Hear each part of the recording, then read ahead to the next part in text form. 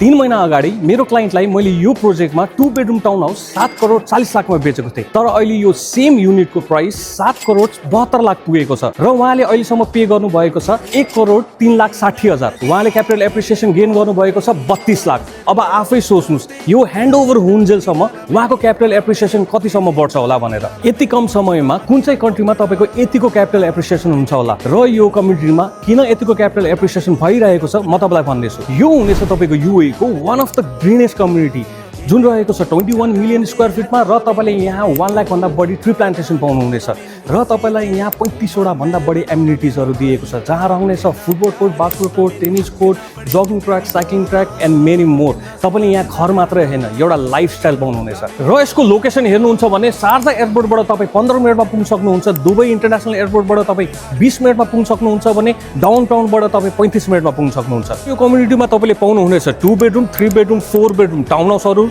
र तपाईँले 4 बेडरुम र 5 बेडरुम सिग्नेचर विलाहरू पनि पाउनुहुनेछ।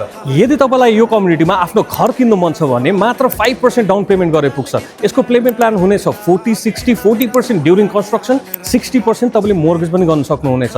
यदि तपाईँलाई यो कम्युनिटीको बारेमा अझै इन्फर्मेसन चाहिएमा मलाई कमेन्टमा डिटेल भनेर लेख्नुहोस्, म तपाईँलाई फुल डिटेल पठाइदिनेछु।